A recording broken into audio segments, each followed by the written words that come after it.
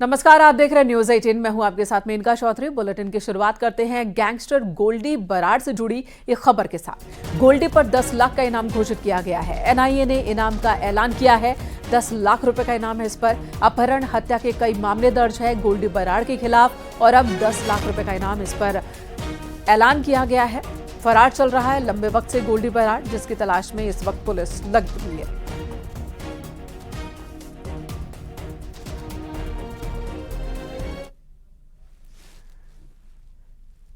इधर सैम पित्रोदा को कांग्रेस में फिर से बड़ी जिम्मेदारी मिल गई है। इंडियन ओवरसीज कांग्रेस के अध्यक्ष बनाए गए हैं फिर से सैम पित्रोदा। लोकसभा चुनाव के दौरान विवादित बयानों की वजह से उन्हें पद से हटा दिया गया था। खड़गे ने पित्रोदा को ओवरसीज कांग्रेस की कमान एक बार फिर सौंपी है। सैम पित्रोदा ओवरसीज कांग्रेस के अध्यक्ष हैं और अब एक बार फिर से वो इस जिम्मेदारी को निभाते दिखेंगे।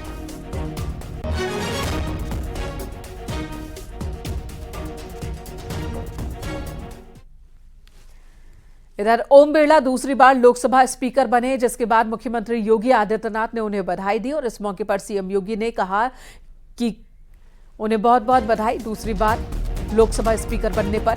साथ ही आपातकाल को याद करते हुए सीएम योगी आदित्यनाथ ने एक बार फिर कांग्रेस पर प्रहार किया।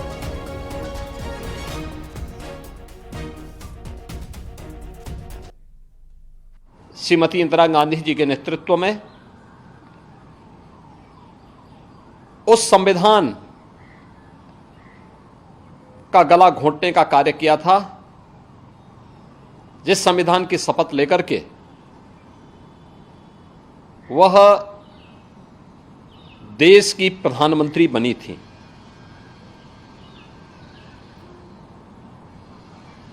यह न केवल संविधान का गला घोंटने का उनकी कुत्सित प्रयास थे, बल्कि एक प्रकार से लोकतंत्र के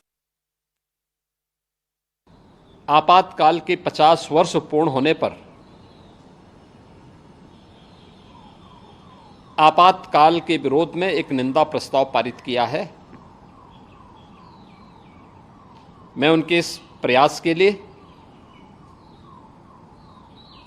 माननीय श्री बिरला जी का हृदय से अभिनंदन करता हूं। लखनऊ में इको टूरिज्म कार्यक्रम में सीएम योगी आदित्यनाथ पहुंचे, जहां पर मुख्यमंत्री ने कहा कि यूपी में पर्यटन की संभावनाएं अपार हैं। मथुरा, वृंदावन में भी पर्यटक आते हैं। अयोध्या में भी सैलानियों की संख्या में इजाफा हुआ है। सीएम योगी ने कहा कि अब यूपी में सैलानियों की संख्या हर दिन बढ़ रही है। मुझे उत्तर प्रदेश की तराई क्षेत्र में जब जाने का अवसर प्राप्त होता है, एक बात मन में जरूर आती है कि उत्तर प्रदेश के अंदर वन भारत और नेपाल सीमा में सुरक्षित हैं। बहराइच, श्रावस्ती में, बहराइच में, बलरामपुर में, लखीमपुर खीरी में, पीलीभीत में, लेकिन जब उस पार हम जाते हैं नेपाल की तरफ तो वहां एकदम वन पूरी तरह समाप्त हो चुके हैं। और इसीलिए चाहे वह चोका हो, चाहे वह दुधवा हो, चाहे वह पीलीभीत टाइगर रिजर्व हो, और अब तो हम लोग चित्रकूट में भी और बिजनौर के अमानगढ़ में भी टाइगर रिजर्व के कार्यक्रम को आगे बढ़ाने का कार्य कर रहे हैं। पीजी के साथ इसको भी आगे बढ़ा रहे हैं। अनेक संभावनाएं इस क्षेत्र में उत्तर प्रदेश के अंदर पहले से मौजूद है। हम सब जानते हैं, यानी अगर स्पिरिचुअल टूरिज्म का स्थान है तो अवश्य ही हेरिटेज टूरिज्म का भी और इको टूरिज्म का भी स्पेस, वहां उतनी ही संभावनाएं उसके पास मौजूद हैं। और उन्हीं संभावनाओं को देश और दुनिया के सामने लाने के लिए लोगों का इसके प्रति आकर्षण बढ़े, मनोरंजन भी हो, ज्ञानवर्धन भी हो, अतीत और इतिहास के साथ जुड़ने का अवसर भी प्राप्त हो और भावी चेतावनी के प्रति हम सब जागरूक भी हो सकें। इस दिशा से उत्तर प्रदेश ने अपना eco tourism board, development board का गठन किया है। इको टूरिज्म डेवलपमेंट बोर्ड के पीछे का उद्देश्य ही यही है। राम मंदिर के मुख्य पुजारी ने कहा कि मंदिर के अंदर पानी टपक रहा है और इसी सवाल पर ट्रस्ट के महासचिव चंपत राय का बयान सामने आया। उन्होंने कहा कि मंदिर के गर्भगृह में पानी की एक बूंद भी नहीं गिरी है। हालांकि उन्होंने साफ किया कि प्रथम तल और द्वितीय तल का काम चल रहा है। उन्होंने कहा कि निर्माण को लेकर सवाल उठाना सही है। एक भ्रांति कहीं से आई है कि गर्भगृह में पानी,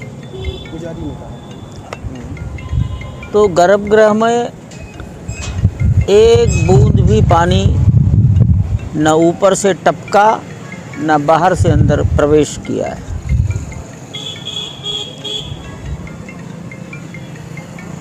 लेकिन गर्भगृह के बाहर, गर्भगृह के पूर्व दिशा में ईस्ट साइड जो पहला मंडप है उसे गूढ़ मंडप नाम दिया गया है।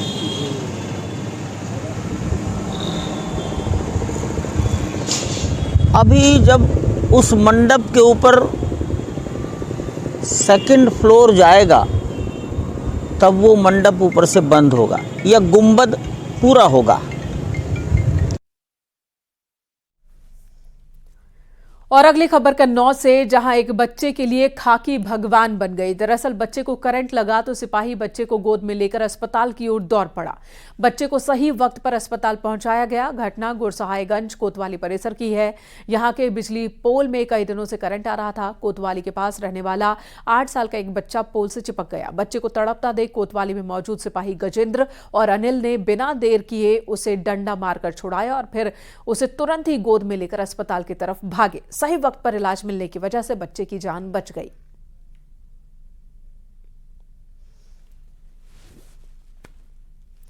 उन्नाव से खबर, जहां अवैध पोल्ट्री फार्म पर प्रशासन का बुलडोजर चला है। यहां पर पोल्ट्री फार्म की गंदगी की वजह से गांव वाले परेशान थे। जिलाधिकारी ने संज्ञान लिया। एसडीएम को कार्रवाई के आदेश दिए गए, जिसके बाद राजस्व टीम ने पुलिस बल के साथ मिलकर पोल्ट्री फार्म को ढा दिया।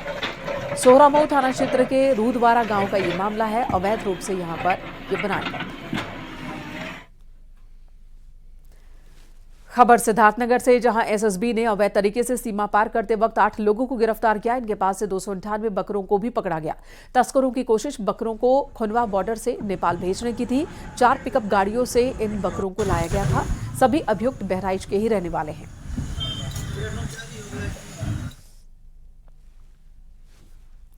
इधर यूपी में वीआईपी कल्चर खत्म करने के सरकार के आदेश के बाद पुलिस फुल एक्शन में है। चित्रकूट में ट्रैफिक पुलिस ने अभी तक 366 गाड़ियों का चालान किया। 1,40,000 का जुर्माना वसूला है। आपको बता दें, सीएम योगी आदित्यनाथ के आदेश पर अभियान चलाया जा रहा है।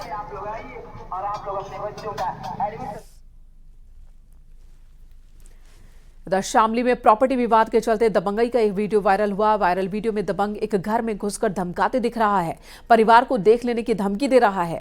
मामला आदर्श मंडी थाना क्षेत्र के पंजाबी कॉलोनी का है। 2 पक्षों में 600 गज के प्लॉट को लेकर विवाद हुआ था। पहले भी कई बार दोनों पक्ष आमने सामने आ चुके हैं, लेकिन आज दबंगों ने घर में घुसकर धमकी दी। फिलहाल पीड़ित परिवार ने पुलिस में शिकायत दर्ज कराई है। पंजाबी कॉलोनी रेलपार निवासी सतनाम सिंह द्वारा एक प्लाट विक्रय के लिए आंसू गर्ग से इनका कुछ सौदा तय हुआ था, जिसके एवज में उन्होंने विभिन्न किस्तों में 30 लाख रुपए प्राप्त किए हैं और समय अवधि बीत जाने के उपरांत जो है इसकी रजिस्ट्री नहीं की गई। ये विवाद है। इस संबंध में जो है इन लोगों का विवाद पाया गया। इसके लिए जो है इनकी एक जाँच की संपादित की जा रही है, जिसमें जो ये तथ्य सामने आएंगे कि इसके द्वारा कितना पैसा किस दिन में किस समय पर किस तिथि पर दिया गया है और कितना दिया गया है। जिसमें गलती पाए जाने पर उसके विरुद्ध कार्रवाई की जाएगी, अभियोग पंजीकृत कराया जाएगा और धमकी दिए जाने के संबंध में अलग से जो है प्रभारी निरीक्षक आदर्श मंडी को निर्देशित किया जा चुका है, तो इस संबंध में कार्रवाई कराएगी। अमरोहा में एक सिपाही ने खुदकुशी करने की बात कहते हुए वीडियो बनाया और उसे वायरल कर दिया। वीडियो वायरल होने के बाद सिपाही की तलाश की जा रही है, लेकिन अभी तक उसका कुछ पता नहीं चला। दरअसल वायरल वीडियो में सिपाही ने एक युवती पर रेप केस में फंसाने का आरोप लगाया। सिपाही का आरोप है कि युवती और उसका भाई लगातार उसे टॉर्चर कर रहे हैं। पुलिस ने बताया कि मुरादाबाद पीएसी में तैनात सुरेश कुमार ने सुसाइड करते हुए वीडियो बनाया है। सुसाइड की बात कहते हुए वीडियो बनाया, जिसके आधार पर अमरोहा और मुरादाबाद पुलिस सुरेश की तलाश में जुटी है।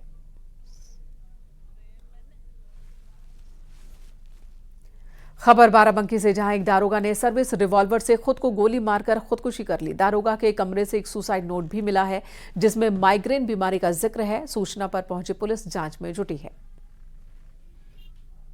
जब शाम को लगभग 5 बजे विशेष कुमार कुरिल जो साथी रहते थे, राजकीय कार्यों से खाली होकर जब अपने कमरे की तरफ गए तो वहां देखा तो अंदर से कमरा बंद था, कि अंदर से कोई आवाज नहीं आ रही है। फिर दरवाजे को वीडियोग्राफी कराते हुए उसको बलपूर्वक खोला गया और देखा गया कि उनको फायर आर्म इंजरी है सिर में और वो नीचे आंखें मुंह गिरे हुए हैं। उनके पास से एक सुसाइड नोट भी प्राप्त हुआ जिसमें उन्होंने माइग्रेन से, उसके दर्द से परेशान होकर सुसाइड करने की बात उन्होंने कही है। मैनपुरी में आरा मशीन में आग लगने से हड़कंप मच गया। आग लगने से लाखों का नुकसान हुआ। कड़ी मशक्कत के बाद इस आग पर काबू पाया जा सका। भोगांव के जीटी रोड पर आरा मशीन में आग लग गई।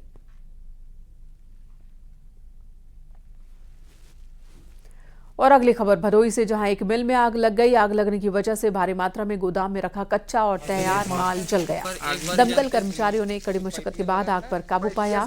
भदोही कोतवाली क्षेत्र के इंदिरा मिल बाईपास रोड स्थित स्पिनिंग मिल का ये मामला है।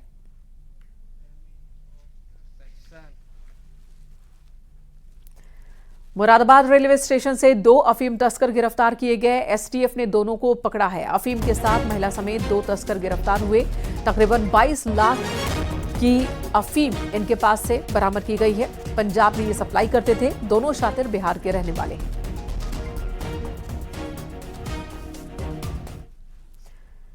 आगरा में बारिश की वजह से एक मकान की छत गिर गई। छत गिरने से एक महिला गंभीर रूप से जख्मी हो गई। सूचना पर थाना पुलिस ने घायल महिला को इलाज के लिए अस्पताल में भर्ती करवाया। ये मामला शमशाबाद क्षेत्र के मीरपुर गांव का है।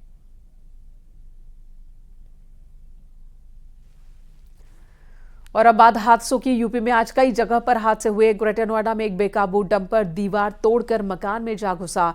घटना वेदपुरा गांव की है, जहां डंपर का कहर दिखा। आसपास किसी के न होने से बड़ा हादसा टल गया। जबकि शाहजहांपुर में गंगा स्नान कर लौट रहे श्रद्धालुओं से भरा टेम्पो खाई में पलट गया। इस हादसे में 11 श्रद्धालु जख्मी हो गए। थाना जलालाबाद क्षेत्र के कटियूली गांव के पास की ये घटना है।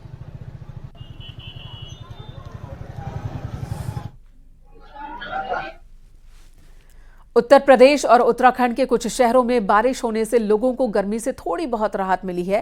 तस्वीरों में हम आपको दिखा रहे हैं अलग अलग जगहों पर आज किस तरह से मौसम बदलता दिखाई दिया। अयोध्या, प्रयागराज, आगरा, सहारनपुर, कानपुर, शाहजहांपुर, देहरादून और कोटद्वार की ये तस्वीरें, जहां पर आज बारिश होने के बाद मौसम बदल गया।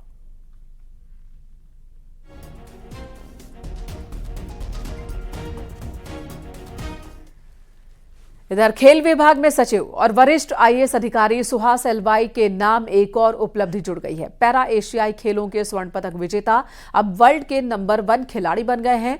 मंगलवार को जारी रैंकिंग में उन्होंने फ्रांस के दिग्गज शटलर लुकास मंजूर को पीछे छोड़ते हुए नंबर 1 का स्थान हासिल किया। सबसे पहले मैं ईश्वर को धन्यवाद देता हूं कि बैडमिंटन वर्ल्ड फेडरेशन की पैरा बैडमिंटन की जब मेंस सिंगल्स की रैंकिंग आई है उसमें प्रथम स्थान मुझे प्राप्त हुआ है। और ये मुझे और एक बहुत खुशी और गर्व की अनुभूति होती है जब इंडिया और इंडियन एथलीट का नाम किसी भी स्पोर्टिंग इवेंट में नंबर 1 पर पहुंचती है तो उसकी खुशी ही अलग है। ये मेरे लिए ज़िंदगी में ये पहली बार ऐसे हुआ है कि 2 तक तो हम पहुंचते थे बट 1 कभी पहुंच नहीं पाए थे। It is a very special feeling. बहुत ही अच्छा लगता है और गर्व महसूस होता है। यहाँ रुकेंगे एक ब्रेक के लिए। खबरों का सिलसिला ब्रेक के बाद भी जारी है। आप देख रहे हैं न्यूज़ 18